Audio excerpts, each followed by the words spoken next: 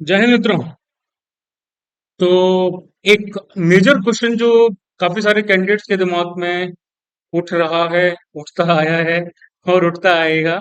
और इसको लेके मेरे पास कई सारे डीएम्स आए थे कि सर जिन लोगों की बैकलॉग्स है ना, फाइनल ईयर में, और प्लस जिन लोगों ने गैप लिया है, तो भाई इन लोगों का क्या अप्रोच रहना चाहिए सीडीएस के लिए, एसएसबी के लिए। वैसे ये क्वेश्चन ना एसएसबी के लिए ज्यादा पर्टिकुलर है, लेकिन सीडीएस वाला एंगल भी इसमें कवर होता है, तो मैं दोनों चीजों को इसमें कवर करूंगा। ये मेरे लिए थोड़ा पर्सनल हो जाता है क्योंकि मेरे खुद के 6 बैकलॉग्स थे ग्रेजुएशन के दौरान।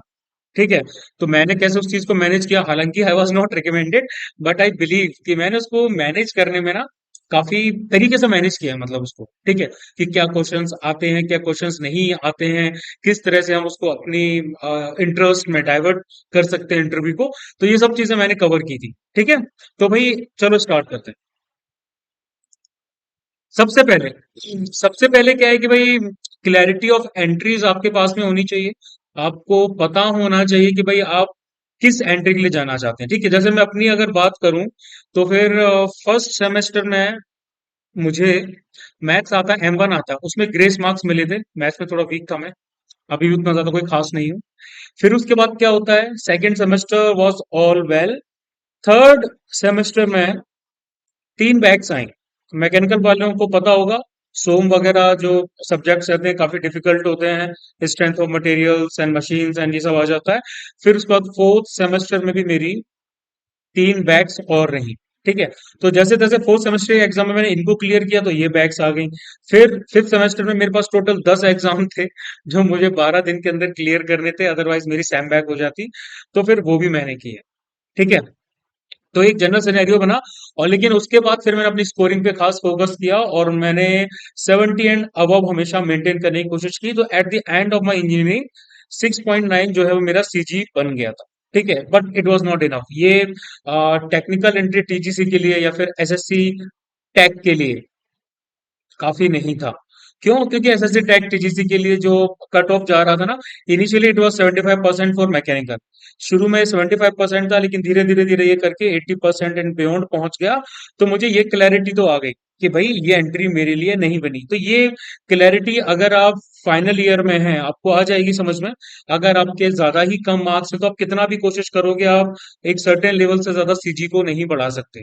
है ना, तो ये क्लैरिटी दिमाग में होनी चाहिए। अगर आप स्टार्टिंग से ही लेके चल रहे हो, हर सेमेस्टर में आपके 75% एंड बियॉन्ड बन रहे हैं, तो फिर आप टीजीसी और एसएससी टेक वगैरह के लिए एम कर सकते हैं। प्लस आपको अपनी ब्रांच का कट ऑफ भी देखना ही पड़ेगा। अगर आपको अपनी ब्रांच का कट ऑफ नहीं पता, आपको क्लैरिटी नहीं है, तो फिर आपके लिए दिक्कत आ जाएगी। है ना, तो ये इश्यू था। अब इसमें क्या आता है, जैसे मैं बता ही रहा था आप लोगों को कि क्लैरिटी ऑफ एंट्रीज में क्या होना चाहिए कि भाई आपको पता होना चाहिए कि आप टीजीसी के लिए एम कर रहे हैं, एसएससी टेक के लिए एम कर रहे हैं, सीडीएस के लिए एम कर रहे हैं, एफकैट के लिए एम कर रहे हैं, या फिर सबको एम कर रहे हैं। है ना कोई हमारी प्रेफरेंस होती है। मेरी प्रेफरेंस सीडीएस थी कि मुझे सिर्फ सीडीएस ही निकालना है। एफकैट इनिशियली मेरी प्रेफरेंस में नहीं था, लेकिन 1-2 साल बाद फिर मैंने वो भी देना स्टार्ट कर दिया था, एंड वो भी क्लियर हो गए। ठीक है, तो आपको क्या है ना, एंट्रीज की क्लैरिटी से क्या होता है, जैसे कि अगर हम एग्जांपल टेक एंट्रीज की बात कर रहे हैं कि भाई हमें टेक एंट्रीज के थ्रू एसएसबी जाना है, हम उनका कट ऑफ क्लियर कर लेंगे। तो आपको ये पता होना चाहिए सबसे पहले कि भाई शॉर्ट लिस्टिंग का ट्रेंड क्या है। मतलब सीधी सी बात यही है कि कट ऑफ कितना है। अगर आप फर्स्ट ईयर से स्टार्ट कर रहे हैं तो जैसे मैंने बताया आप कर सकते हो, लेकिन फाइनल ईयर में हो तो ज्यादा चेंजेस सीजी में नहीं आएंगे। और इसके साथ साथ एसएसबी वाला एंगल भी आ जाता है ना। अब इसमें एसएसबी में क्या एंगल आता है कि भाई आपकी कुछ इस तरह की अगर बैकलॉग्स बनी हुई हैं। देखो, अगर आपकी करंट बैकलॉग्स आती हैं तो फिर आपको एसएसबी देने दिया ही नहीं जाता है। आप एसएसबी बोर्ड में जाते हैं, वहां पर इंटरव्यू में जाते हैं, तो आपको क्या प्रोड्यूस करना पड़ता है, आपको एक बोनाफाइड प्रोड्यूस करना पड़ता है जो आपका कॉलेज बना के देता है ना। तो भाई बोनाफाइड में लिखा रहता है कि भाई फलाना बच्चा फलाने सेमेस्टर में पढ़ रहा है, 8 सेमेस्टर में पढ़ रहा है हमारे कॉलेज में, and he expected to pass out from the college in this term और दैट। तो वो सब कुछ लिखा रहता है उसमें।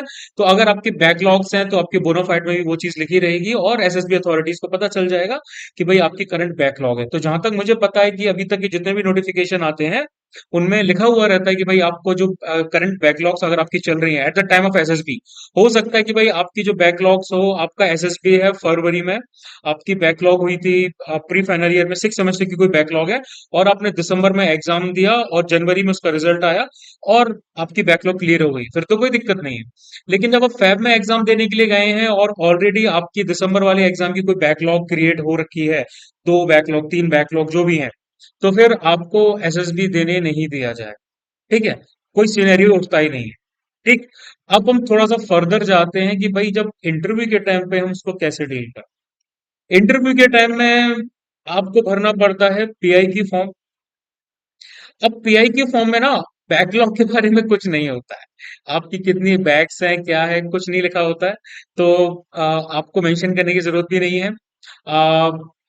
एसएसबी जो आपके नॉर्मल होते हैं, एफएसबी की बात नहीं करूंगा, उनमें तो आपको क्या बोलते हैं, आपके जो डॉक्यूमेंट्स वगैरह हैं, आपको सर्टिफिकेट्स वगैरह नहीं दिखाने पड़ते, हालांकि डॉक्यूमेंट्स बाकी आपको दिखाने पड़ते हैं।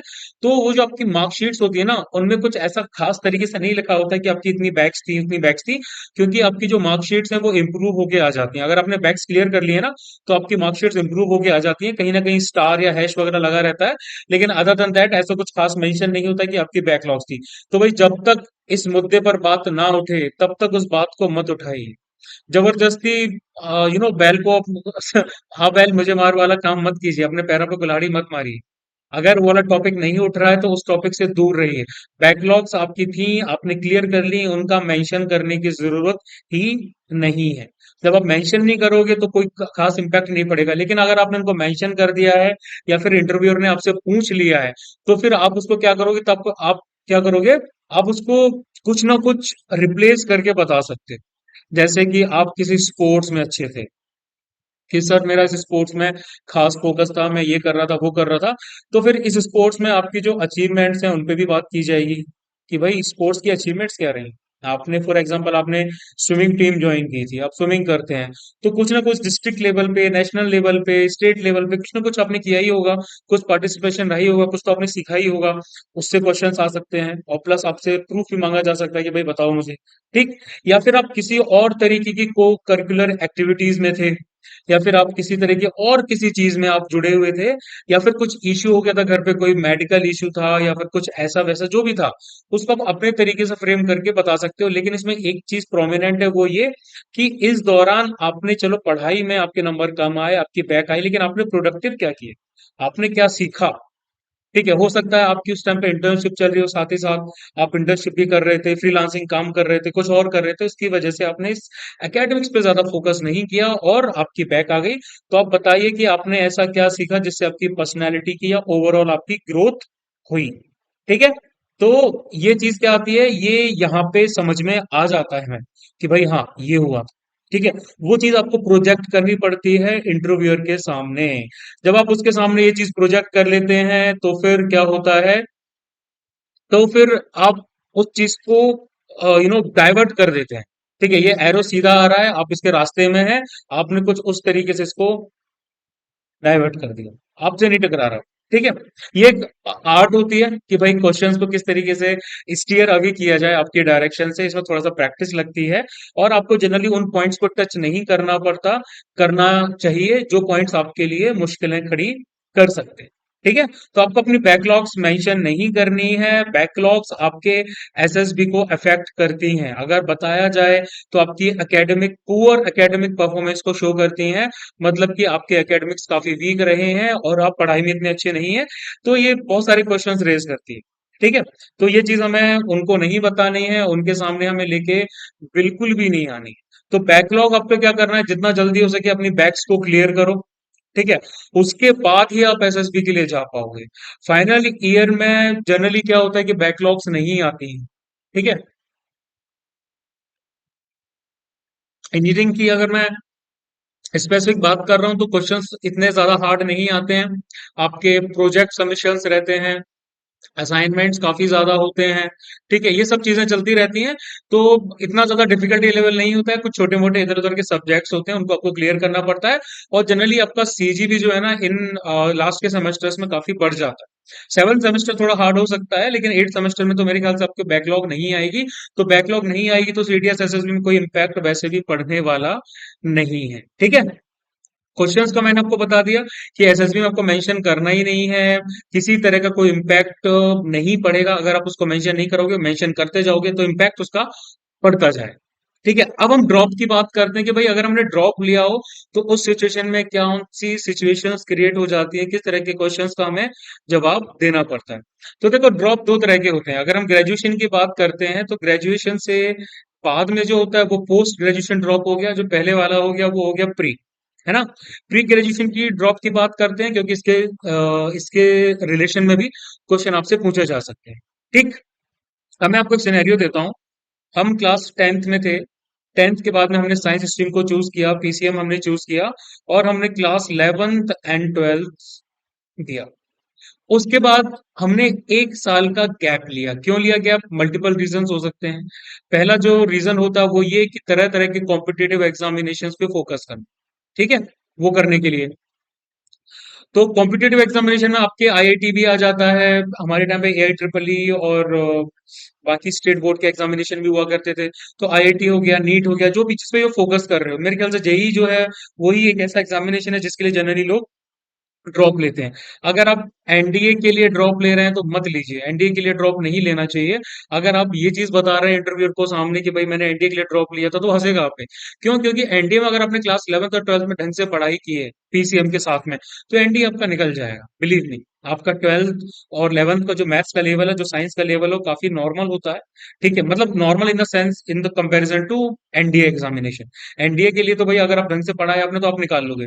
तो अगर आप उसको ये बोलोगे कि मैंने एक साल सिर्फ एनडीए की प्रिपरेशन के लिए ड्रॉप लिया है, तो थोड़ा सा बैड इंपैक्ट क्रिएट करेगा। तो पहली बात है मत लो, ठीक है, उसके साथ में ही करो। लेकिन अगर फिर भी आपने ले लिया है तो फिर आपको बहुत सारे क्वेश्चंस का जवाब देना पड़ेगा। ठीक है, क्या क्वेश्चंस का जवाब देना पड़ेगा? फॉर एग्जाम्पल आपने बोल दिया कि सर मैंने एक साल का गैप लिया है, तो वो फिर आपसे पूछेगा कि आपने इस दौरान कौन कौन से एग्जाम्स दिए, है ना। आपको एग्जाम बताने पड़ेंगे, सर मैंने एनडीए का एग्जामिनेशन दिया, मैंने जेई का एग्जाम दिया, मैंने रेलवेज का कोई एग्जाम दिया, इस तरीके के मैंने एग्जाम्स को दिया। तो इन एग्जाम्स का वो आपसे रिजल्ट भी पूछेगा। और अगर इन एग्जाम के रिजल्ट पॉजिटिव नहीं है, फेवरेबल नहीं है, तो ये आपकी डिसीजन मेकिंग पे क्वेश्चंस उठाए जाएंगे कि भाई आपने तो एक साल का ड्रॉप लिया, एक साल का ड्रॉप लेने के बाद भी आपने इन एग्जाम्स में परफॉर्म नहीं कर पाया। परफॉर्म मतलब आपने एग्जाम को क्लियर किया है, ये आपकी क्लैरिटी ऑफ माइंड को दिखाता है कि भाई आपने एग्जाम्स में क्यों नहीं परफॉर्म किया, है ना। आपने क्या किया कि भाई आप गए, आपने एनडीए क्लियर कर ही नहीं पाया, फिर आप सीडीएस के पास जा, सीडीएस के एसएसबी में जा रहे हैं, टेक्निकल के इंटरव्यू में जा रहे हैं, और फिर आप बता रहे हैं कि सर मैंने, वो पूछेगा भाई ये आपने गैप ईयर लिया है, क्यों लिया था? आप बताओगे सर मैंने एनडीए के लिए लिया था। कितने एनडीए क्लियर किए? सर एक ही कर पाया। तो ये कुछ खास नहीं हो, है ना। या फिर हो सकता है आपने कोई भी क्लियर ना किया हो, तो ये तो और ज्यादा बुरी सिचुएशन क्रिएट हो गई। तो आपको अपने रिजल्ट दिखाने हैं। अगर आपने ग्रेजुएशन से पहले ड्रॉप लिया है, आपने गैप लिया है, तो फिर आपको दिखाना पड़ेगा कि आपने क्या क्या किया है ना। क्वेश्चंस कहाँ कहाँ से उठते हैं कि भाई क्लास 10 पर आपने पीसीएम क्यों ली? आप बता दोगे सर मैंने पीसीएम इसलिए क्योंकि मेरा इंटरेस्ट था, या फिर मुझे यहाँ जाना था, वहां जाना था, मुझे जेई के लिए फोकस करना था, मुझे एनडीए के लिए फोकस करना था। तो पूछेगा भाई अच्छा ठीक है, तो 12th का तुम्हारा एनडीए कितनी बार क्लियर हुआ, तुम्हारे जेई कितने में स्कोर क्या था, तुम्हारी रैंक क्या थी, तुमने रेलवेज के लिए एग्जाम को कौन सा फॉर्म भरा, वगैरह वगैरह। ये क्वेश्चन यहाँ से आ जाते हैं।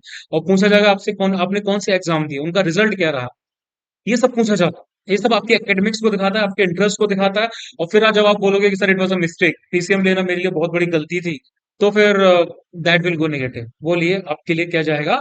नेगेटिव जाएगा। ठीक है, तो ये क्लैरिटी होनी चाहिए कि प्री ग्रेजुएशन ड्रॉप क्यों लिया है, उसमें आपकी परफॉर्मेंस कैसी रही है, परफॉर्मेंस अच्छी होनी चाहिए, और उस परफॉर्मेंस को अच्छे से प्रोजेक्ट करना भी आपको आना चाहिए। फिर बात होती है पोस्ट ग्रेजुएशन ड्रॉप की। ओ सॉरी, पोस्ट ग्रेजुएशन ड्रॉप की बात होती है। जैसे कि मैंने क्या किया था कि 2016 में मेरा ग्रेजुएशन कंप्लीट हुआ जून में, और फिर मैंने क्या किया, मैंने खुद को एक साल दिया कि भाई 2017 तक ना मुझे रिकमेंडेशन लेना है, वो मेरे हाथ में होना चाहिए, क्योंकि मेरे ऑलरेडी दो सीडीएस क्लियर हो चुके थे। और मैं काफी होपफुल था इस बारे में कि मेरा एग्जाम आराम से क्लियर हो, मतलब मेरा एसएसबी आराम से निकल जाएगा, क्योंकि मेरे जो दो अटेम्प्ट्स हो चुके थे, उन दो अटेम्प्ट्स में मैं कॉन्फिडेंस आउट था। तो मुझे जहां तक फीलिंग आ रही थी वो ये थी कि भाई I was very near to the recommendation, तो मुझे थोड़ा सा टाइम खुद को देना चाहिए। तो 2016 में जैसे ही जून में मेरा ग्रेजुएशन कंप्लीट हुआ, अगस्त में I went to Olive Greens, मैं ऑलिव ग्रीन्स की कोचिंग के लिए गया।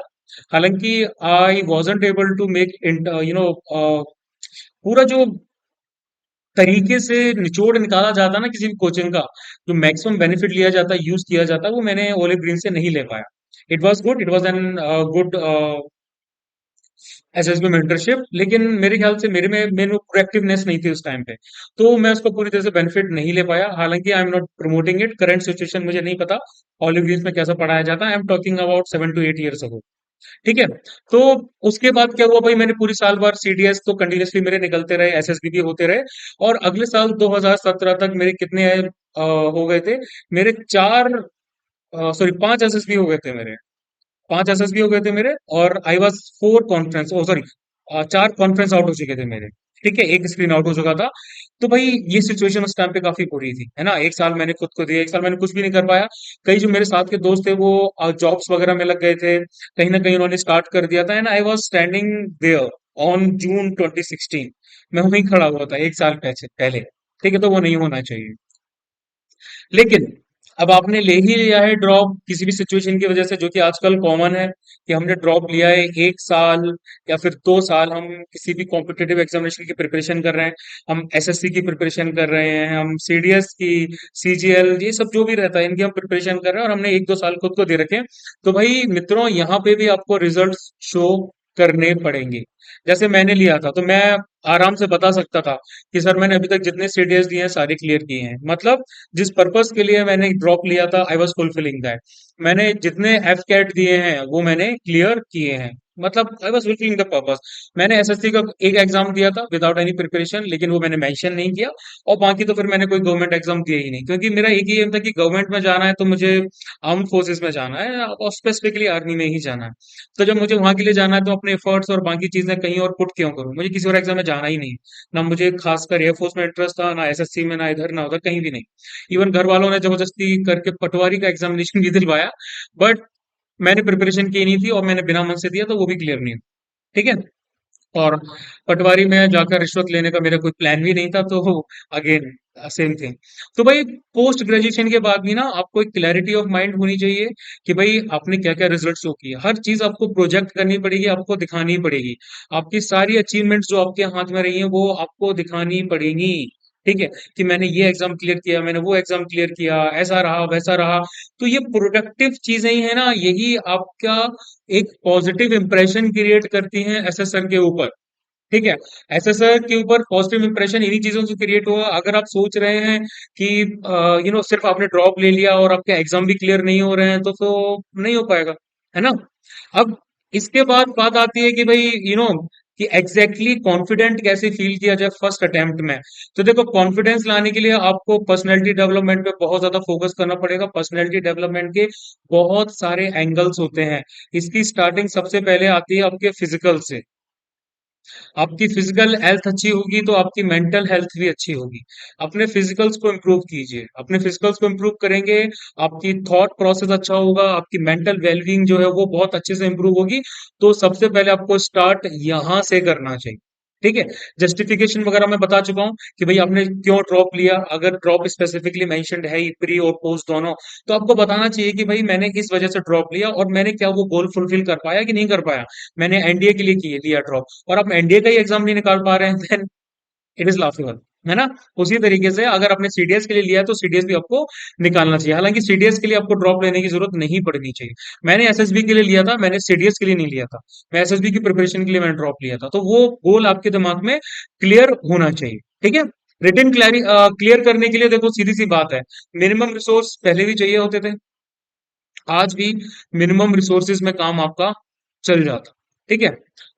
मैक्सिमम जो भी रिसोर्सेज हैं सब आपको ऑनलाइन मिल जाते हैं। बस एक इंक्विजिटिव माइंड होना चाहिए, क्यूरियसिटी भरा माइंड होना चाहिए कि भाई ये कैसे फाइंड आउट किया जाए। जिस तरीके से हम इंस्टाग्राम स्क्रॉल करते हैं, यूट्यूब पे चीजें ढूंढते हैं, उसी तरीके से हम ये सब चीजें भी क्या कर सकते हैं, ये सब चीजें भी हम आराम से ढूंढ सकते हैं। बहुत मल्टीपल टेलीग्राम चैनल हैं सिविल सर्विसेज के और बाकी चीजों के, वहां पर जाइए, आपको अच्छा अच्छा मटेरियल मिलेगा। आपको सिलेक्ट करना पड़ेगा, आपको रिसर्च करनी पड़ेगी, एंड बिलीव मी, आप आराम से एग्जाम क्लियर कर सकते हैं। इतना कोई बड़ा हुआ एग्जाम को लेके जो बनाया जाता है वो नहीं हो। ठीक है।